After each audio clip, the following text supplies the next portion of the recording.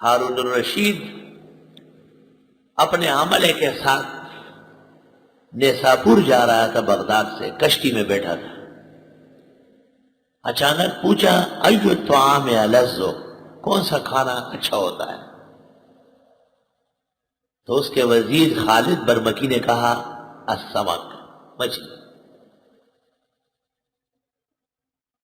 ہارون رشید اور باتوں میں لگ گیا، چلا گیا بغداد، نیساپور، سال وہاں رہا، 10 مہینے۔ 10 مہینے بعد جب واپس ہوا اسی جگہ پہنچ گیا جہاں پوچھا تھا ایو الطعام الذ، تو پوچھا فی ای شیء یطبخ، درمیان سے شروع کر لیا کہ آپ نے کہا تھا کہ مچھلی تو کیسے پک جائے؟ اس نے کہا اذا طبخ فی الملح، جب نمک میں پک جائے اس کا زہر ختم ہو جاتا ہے۔ ایسے ذہین لوگ تھے۔ 1 سال بعد بات شروع کی، وزیر نے وہیں سے جواب لگا دیا۔ اب ایک شخص سے بات کرتے ہیں اور درمیان میں وہ کہے گا کہ آپ کیا کہہ رہے ہیں، میں کیا کہہ رہا ہوں، حافظ برباد، تباہ۔ خیر بہرحال اب دنیا کے اندر مچھلی کے ٹھیکیدار جو ہے وہ بنگالیان ہیں، اور مچھلی کے چکر میں وہ جھینگے بھی کھا جاتے ہیں، جو سرے سے نہ مچھلی ہے نہ مچھلی کے خاندان کا کوئی فرد ہے۔ اور فقیہ الہند اور محدث الہند اور ولی الہند مولانا رشید احمد گنگوئی فتاوی رشیدیہ میں لکھتے ہیں جھینگا غیر ماہی حشرات الارض میں سے ہے، یعنی کیڑا مکوڑا ہے۔ حنفی مذہب میں ناجائز اور حرام ہے، حرام کا لفظ ہے، مکروہ مکروہ کی باتیں نہیں ہے، مکروہ مکروہ مکروہ مکروہ، کرو کرو سے کام نہیں بنے گا، کرو کرو یہ تو کھلانے کے طریقے ہیں، حرام ناجائز لکھا ہے۔ اور یہ قاعدہ ہے کہ جو قوم کسی گناہ میں مرتکب ہو ان کا فتویٰ معتبر نہیں ہے۔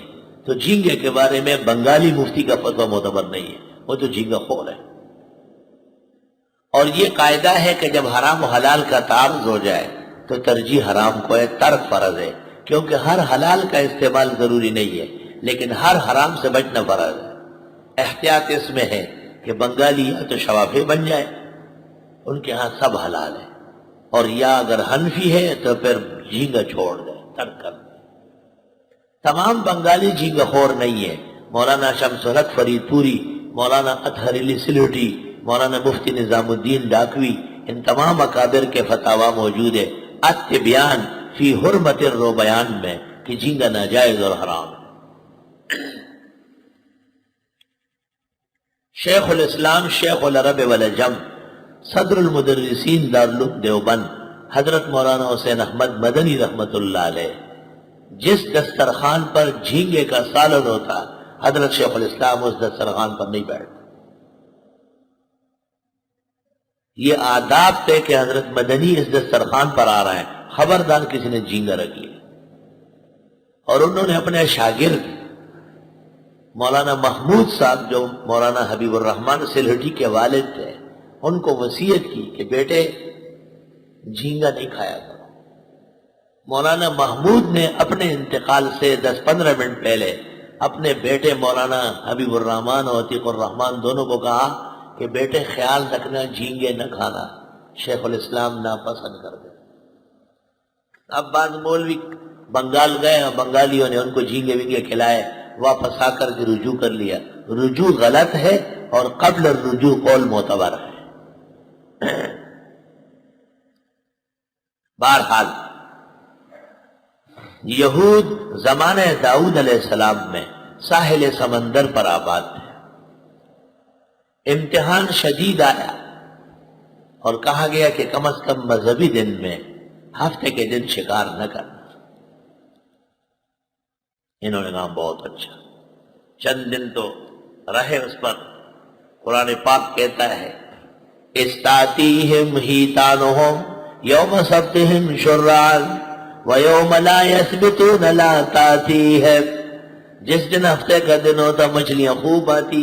اب بنگالی کنارے پر بیٹھا ہوا ہے اور مچھلی ایسی ہو رہی ہے، بنگالی باہر سے کندھے ہلا رہا ہے، کیسے برداشت کرے گا؟ نہیں کر سکتا۔ توبہ، قرآن کہتا ہے امتحان ہے نا، استاتیہم ہیتانہم یوم سبتہم شرعان، جس دن ہفتے کا ہوتا تھا اس دن مچھلی شرعان چرریٹ کھلا چلی رہی پانی کے اوپر، ایسی ایسی بنگالی کو دیکھ کے کہہ رہے پکڑ سکتی ہے، پکڑ کے دیکھ کیسے پکڑتی ہے۔